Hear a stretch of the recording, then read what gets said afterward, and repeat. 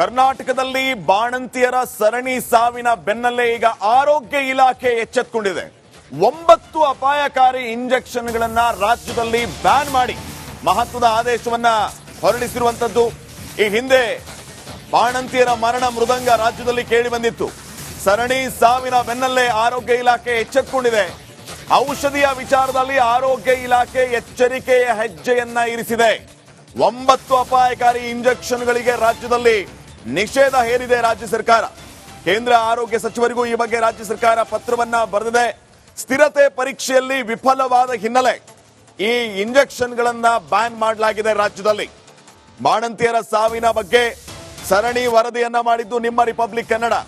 ಜೊತೆಗೆ ಈ ಅಪಾಯಕಾರಿ ಇಂಜೆಕ್ಷನ್ಗಳ ವಿಚಾರ, ವೈದ್ಯರ ನಿರ್ಲಕ್ಷ್ಯ, ಇದನ್ನ ತೋರಿಸಿದ್ದು ರಿಪಬ್ಲಿಕ್ ಕನ್ನಡ. ಕೂಡಲೇ ಎಚ್ಚೆತ್ತುಕೊಂಡಂತ ಆರೋಗ್ಯ ಇಲಾಖೆ ಮಹತ್ತರ ಹೆಜ್ಜೆಯನ್ನ ಇರಿಸಿದೆ.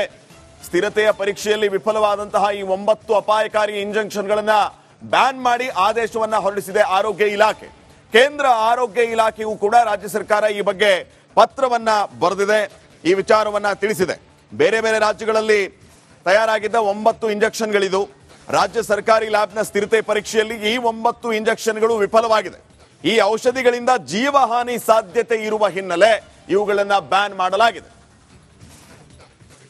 ಇವಾಗ ಇನ್ನಷ್ಟು ಮಾಹಿತಿಯನ್ನ ನೀಡ್ತಾರೆ ಪ್ರತಿನಿಧಿ ವೀರೇಶ್. ಈಗ ನೇರ ಸಂಪರ್ಕದಲ್ಲಿ ಜಾಯ್ನ್ ಆಗ್ತಾ ಇದ್ದಾರೆ. ವೀರೇಶ್, ಗಮನಿಸ್ತಾ ಇದ್ದೀವಿ, ಜೀವಹಾನಿ ಈ ಇಂಜೆಕ್ಷನ್ಗಳಿಂದ ಅನ್ನುವಂಥದ್ದು ಅಧಿಕೃತವಾಗಿ ಗೊತ್ತಾದ ಮೇಲೆ ಆರೋಗ್ಯ ಇಲಾಖೆ ಒಂದು ಮಹತ್ತರವಾದ ಹೆಜ್ಜೆಯನ್ನ ಇರಿಸಿದೆ. ಲೇಟ್ ಆದ್ರೂ ಪರವಾಗಿಲ್ಲ, ಫೈನಲಿ ಎಚ್ಚೆತ್ತುಕೊಂಡಿದೆಯಲ್ಲ ಅನ್ನುವಂತ ಒಂದು ಸಮಾಧಾನ. ಏನ್ ಹೇಳ್ತೀರಿ?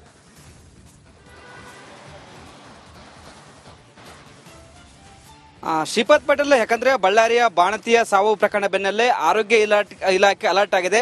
ಹಲವು ಔಷಧಗಳು, ಇಂಜೆಕ್ಷನ್ಗಳನ್ನ ಇದೀಗ ಪತ್ತೆ ಹಚ್ಚಿದೆ. ಯಾಕಂದ್ರೆ ಯಾವುದು ಕಳೆಪಾಯ ಆಗಿದೆ, ಯಾವುದು ಜೀವ ಹಾನಿಗೆ ಇದು ಮಾರಕವಾಗುತ್ತೆ, ಎಲ್ಲವನ್ನು ಆರೋಗ್ಯ ಇಲಾಖೆ ಮತ್ತು ಆರೋಗ್ಯ ಇಲಾಖೆಯ ಸಚಿವರು ಸಹ ಏನೋ ಒಂದ್ ಕಡೆ ಸಭೆ ಮೇಲೆ ಸಭೆ ಮಾಡಿದ್ದಾರೆ. ಎಲ್ಲವೂ ಇದೀಗ 9 ಇಂಜೆಕ್ಷನ್ಗಳಂದ್ರೆ ಬೇರೆ ಬೇರೆ ರಾಜ್ಯಗಳಿಂದ ಬಂದಿರುವ ಇಂಜೆಕ್ಷನ್ಗಳು ಇದೀಗ ಜೀವ ಹಾನಿ ಆಗಬಹುದು ಎಂಬುದು ಒಂದ್ ಕಡೆ ಹೇಳಲಾಗಿದೆ. ಹೀಗಾಗಿ ಯಾಕಂದ್ರೆ ಟೆಸ್ಟ್ ಲ್ಯಾಬ್ ರಾಜ್ಯ ಸರ್ಕಾರ ಟೆಸ್ಟ್ ಮಾಡಿದ, ಆ ಟೆಸ್ಟ್ ಈ ಒಂದು 9 ಇಂಜೆಕ್ಷನ್ಗಳು ಏನೋ ಜೀವ ಹಾನಿ ಕಂಟಕ ಆಗಲಿದೆ. ಹೀಗಾಗಿ ಈ 9 ಇಂಜೆಕ್ಷನ್ ನಾವು ಬ್ಯಾನ್ ಮಾಡ್ತೀವಿ ಅಂತ ಒಂದ್ ಕಡೆ ಕೇಂದ್ರ ಆರೋಗ್ಯ ಸಚಿವರಿಗೆ ಒಂದ್ ಕಡೆ ಪತ್ರ ಬರೆದಿದೆ ಆರೋಗ್ಯ ಸಚಿವರು. ಹೀಗಾಗಿ ಎಲ್ಲ ಒಂದ್ ಕಡೆ ಆರೋಗ್ಯ ಇಲಾಖೆ ಒಂದ್ ಕಡೆ ದಿಟ್ಟ ಹೆಜ್ಜೆ ಇಟ್ಟಿದೆ ಅಂತ ಹೇಳ್ಬೋದು. ಯಾಕಂದ್ರೆ ಬಾಣಂತಿಯರ ಸಾವು ಆಗ್ತಾ ಇತ್ತು, ಹಲವು ಕಡೆ ಆಗ್ತಿತ್ತು. ಒಂದ್ ಕಡೆ ಈ ಒಂದು ಇಂಜೆಕ್ಷನ್ ಎಷ್ಟು ಗುಣಮಟ್ಟವಾಗಿದೆ ಎಂಬುದು ಸಾಕಷ್ಟು ಜನರು ಪ್ರಶ್ನೆ ಆಗಿತ್ತು. ಬಟ್ ಇದೀಗ 9 ಇಂಜೆಕ್ಷನ್ಗಳು ಬ್ಯಾನ್ ಮಾಡಿದ್ದಾರೆ, ಮತ್ತೊಂದ್ ಕಡೆ ರದ್ದು ಮಾಡಿದ್ದಾರೆ. ಯಾಕಂದ್ರೆ ಇದು ಜೀವ ಹಾನಿ ಆಗುತ್ತೆ. ಲ್ಯಾಬ್ ಟೆಸ್ಟ್ ಅಲ್ಲಿ ಇದು ಸ್ಥಿರತೆ ಬಗ್ಗೆ ಸ್ಥಿರತೆಯಲ್ಲಿ ಗುಣಮಟ್ಟವನ್ನು ಕಳೆದುಕೊಂಡಿದೆ. ಹೀಗಾಗಿ ನಾವು 9 ಇಂಜೆಕ್ಷನ್ ನಾವು ಬಳಸಲ್ಲ ಎಂಬುದು ಒಂದ್ ಕಡೆ ಕೇಂದ್ರ ಸಚಿವರಿಗೆ ಒಂದ್ ಕಡೆ ಪತ್ರದ ಮೂಲಕ ರಾಜ್ಯ ಆರೋಗ್ಯ ಸಚಿವರು ತಿಳಿಸಿದ್ದಾರೆ. Shripad Patel, okay, thank you ಮಾಹಿತಿಗಾಗಿ.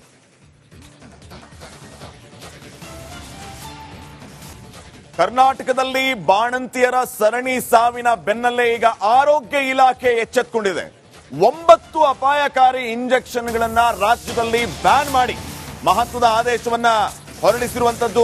ಈ ಹಿಂದೆ ಬಾಣಂತಿಯರ ಮರಣ ಮೃದಂಗ ರಾಜ್ಯದಲ್ಲಿ ಕೇಳಿ ಬಂದಿತ್ತು. ಸರಣಿ ಸಾವಿನ ಬೆನ್ನಲ್ಲೇ ಆರೋಗ್ಯ ಇಲಾಖೆ ಎಚ್ಚೆತ್ತುಕೊಂಡಿದೆ. ಔಷಧಿಯ ವಿಚಾರದಲ್ಲಿ ಆರೋಗ್ಯ ಇಲಾಖೆ ಎಚ್ಚರಿಕೆಯ ಹೆಜ್ಜೆಯನ್ನ ಇರಿಸಿದೆ. 9 ಅಪಾಯಕಾರಿ ಇಂಜೆಕ್ಷನ್ಗಳಿಗೆ ರಾಜ್ಯದಲ್ಲಿ ನಿಷೇಧ ಹೇರಿದೆ ರಾಜ್ಯ ಸರ್ಕಾರ. ಕೇಂದ್ರ ಆರೋಗ್ಯ ಸಚಿವರಿಗೂ ಈ ಬಗ್ಗೆ ರಾಜ್ಯ ಸರ್ಕಾರ ಪತ್ರವನ್ನ ಬರೆದಿದೆ. ಸ್ಥಿರತೆ ಪರೀಕ್ಷೆಯಲ್ಲಿ ವಿಫಲವಾದ ಹಿನ್ನೆಲೆ ಈ ಇಂಜೆಕ್ಷನ್ಗಳನ್ನ ಬ್ಯಾನ್ ಮಾಡಲಾಗಿದೆ ರಾಜ್ಯದಲ್ಲಿ. ಬಾಣಂತಿಯರ ಸಾವಿನ ಬಗ್ಗೆ ಸರಣಿ ವರದಿಯನ್ನ ಮಾಡಿದ್ದು ನಿಮ್ಮ ರಿಪಬ್ಲಿಕ್ ಕನ್ನಡ. ಜೊತೆಗೆ ಈ ಅಪಾಯಕಾರಿ ಇಂಜೆಕ್ಷನ್ಗಳ ವಿಚಾರ, ವೈದ್ಯರ ನಿರ್ಲಕ್ಷ್ಯ, ಇದನ್ನ ತೋರಿಸಿದ್ದು ರಿಪಬ್ಲಿಕ್ ಕನ್ನಡ. ಕೂಡಲೇ ಎಚ್ಚೆತ್ತುಕೊಂಡಂತ ಆರೋಗ್ಯ ಇಲಾಖೆ ಮಹತ್ತರ ಹೆಜ್ಜೆಯನ್ನ ಇರಿಸಿದೆ. ಸ್ಥಿರತೆಯ ಪರೀಕ್ಷೆಯಲ್ಲಿ ವಿಫಲವಾದಂತಹ ಈ 9 ಅಪಾಯಕಾರಿ ಇಂಜೆಕ್ಷನ್ಗಳನ್ನ ಬ್ಯಾನ್ ಮಾಡಿ ಆದೇಶವನ್ನ ಹೊರಡಿಸಿದೆ ಆರೋಗ್ಯ ಇಲಾಖೆ. ಕೇಂದ್ರ ಆರೋಗ್ಯ ಇಲಾಖೆಯೂ ಕೂಡ ರಾಜ್ಯ ಸರ್ಕಾರ ಈ ಬಗ್ಗೆ ಪತ್ರವನ್ನ ಬರೆದಿದೆ, ಈ ವಿಚಾರವನ್ನ ತಿಳಿಸಿದೆ. ಬೇರೆ ಬೇರೆ ರಾಜ್ಯಗಳಲ್ಲಿ ತಯಾರಾಗಿದ್ದ 9 ಇಂಜೆಕ್ಷನ್ಗಳಿದು. ರಾಜ್ಯ ಸರ್ಕಾರಿ ಲ್ಯಾಬ್ನ ಸ್ಥಿರತೆ ಪರೀಕ್ಷೆಯಲ್ಲಿ ಈ 9 ಇಂಜೆಕ್ಷನ್ಗಳು ವಿಫಲವಾಗಿದೆ. ಈ ಔಷಧಿಗಳಿಂದ ಜೀವಹಾನಿ ಸಾಧ್ಯತೆ ಇರುವ ಹಿನ್ನೆಲೆ ಇವುಗಳನ್ನ ಬ್ಯಾನ್ ಮಾಡಲಾಗಿದೆ. ಇವಾಗ ಇನ್ನಷ್ಟು ಮಾಹಿತಿಯನ್ನ ನೀಡ್ತಾರೆ ಪ್ರತಿನಿಧಿ ವೀರೇಶ್. ಈಗ ನೇರ ಸಂಪರ್ಕದಲ್ಲಿ ಜಾಯ್ನ್ ಆಗ್ತಾ ಇದ್ದಾರೆ. ವೀರೇಶ್, ಗಮನಿಸ್ತಾ ಇದ್ದೀವಿ, ಜೀವಹಾನಿ ಈ ಇಂಜೆಕ್ಷನ್ಗಳಿಂದ ಅನ್ನುವಂಥದ್ದು ಅಧಿಕೃತವಾಗಿ ಗೊತ್ತಾದ ಮೇಲೆ ಆರೋಗ್ಯ ಇಲಾಖೆ ಒಂದು ಮಹತ್ತರವಾದ ಹೆಜ್ಜೆಯನ್ನ ಇರಿಸಿದೆ. ಲೇಟ್ ಆದ್ರೂ ಪರವಾಗಿಲ್ಲ, ಫೈನಲಿ ಎಚ್ಚೆತ್ತುಕೊಂಡಿದೆಯಲ್ಲ ಅನ್ನುವಂತ ಒಂದು ಸಮಾಧಾನ. ಏನ್ ಹೇಳ್ತೀರಿ?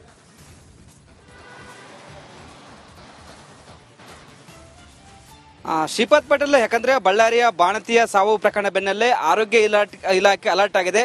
ಹಲವು ಔಷಧಗಳು ಇಂಜೆಕ್ಷನ್ಗಳನ್ನ ಇದೀಗ ಪತ್ತೆ ಹಚ್ತಿದೆ. ಯಾಕಂದ್ರೆ ಯಾವುದು ಕಳೆಪಾಯ ಆಗಿದೆ, ಯಾವುದು ಜೀವ ಹಾನಿಗೆ ಇದು ಮಾರಕವಾಗುತ್ತೆ, ಎಲ್ಲವನ್ನು ಆರೋಗ್ಯ ಇಲಾಖೆ ಮತ್ತು ಆರೋಗ್ಯ ಇಲಾಖೆ ಸಚಿವರು ಸಹ ಏನೋ ಒಂದ್ ಕಡೆ ಸಭೆ ಮೇಲೆ ಸಭೆ ಮಾಡಿದ್ದಾರೆ. ಎಲ್ಲವೂ ಇದೀಗ 9 ಇಂಜೆಕ್ಷನ್ಗಳು ಅಂದ್ರೆ ಬೇರೆ ಬೇರೆ ರಾಜ್ಯಗಳಿಂದ ಬಂದಿರುವ ಇಂಜೆಕ್ಷನ್ಗಳು ಇದೀಗ ಜೀವ ಹಾನಿ ಆಗಬಹುದು ಎಂಬುದು ಒಂದ್ ಕಡೆ ಹೇಳಲಾಗಿದೆ. ಹೀಗಾಗಿ ಯಾಕಂದ್ರೆ ಟೆಸ್ಟ್ ಲ್ಯಾಬ್ ರಾಜ್ಯ ಸರ್ಕಾರ ಟೆಸ್ಟ್ ಮಾಡಿದ ಆ ಟೆಸ್ಟ್ ಈ ಒಂದು 9 ಇಂಜೆಕ್ಷನ್ಗಳು ಏನೋ ಜೀವ ಹಾನಿ ಕಂಟಕ ಆಗಲಿದೆ. ಹೀಗಾಗಿ ಈ 9 ಇಂಜೆಕ್ಷನ್ ನಾವು ಬ್ಯಾನ್ ಮಾಡ್ತೀವಿ ಅಂತ ಒಂದ್ ಕಡೆ ಕೇಂದ್ರ ಆರೋಗ್ಯ ಸಚಿವರಿಗೆ ಒಂದ್ ಕಡೆ ಪತ್ರ ಬರೆದಿದೆ ಆರೋಗ್ಯ ಸಚಿವರು. ಹೀಗಾಗಿ ಎಲ್ಲ ಒಂದ್ ಕಡೆ ಆರೋಗ್ಯ ಇಲಾಖೆ ಒಂದ್ ಕಡೆ ದಿಟ್ಟ ಹೆಜ್ಜೆ ಇಟ್ಟಿದೆ ಅಂತ ಹೇಳ್ಬೋದು.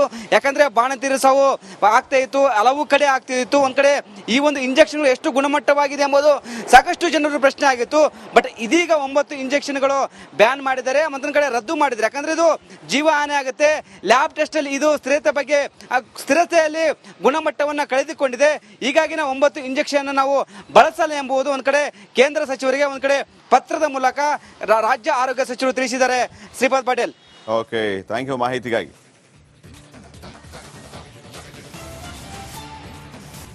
ಕರ್ನಾಟಕದಲ್ಲಿ ಬಾಣಂತಿಯರ ಸರಣಿ ಸಾವಿನ ಬೆನ್ನಲ್ಲೇ ಈಗ ಆರೋಗ್ಯ ಇಲಾಖೆ ಎಚ್ಚೆತ್ತುಕೊಂಡಿದೆ.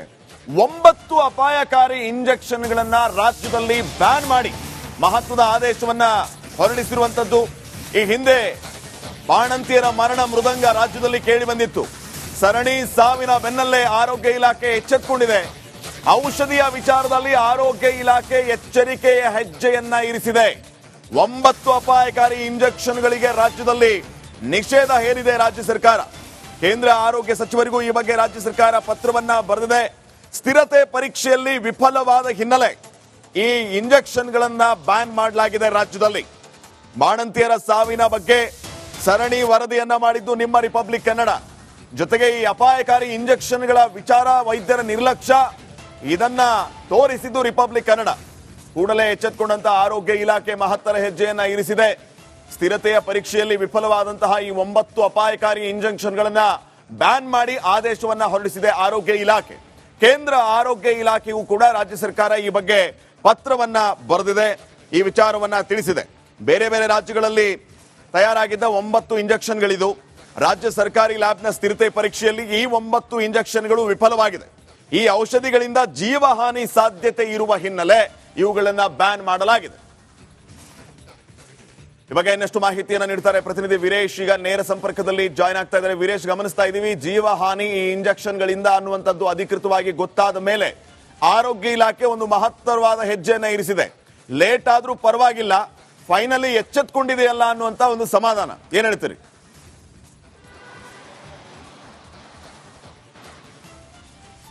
ಶ್ರೀಪಾದ್ ಪಟೇಲ್ ಯಾಕಂದ್ರೆ ಬಳ್ಳಾರಿಯ ಬಾಣಂತಿಯ ಸಾವು ಪ್ರಕರಣ ಬೆನ್ನಲ್ಲೇ ಆರೋಗ್ಯ ಇಲಾಖೆ ಅಲರ್ಟ್ ಆಗಿದೆ.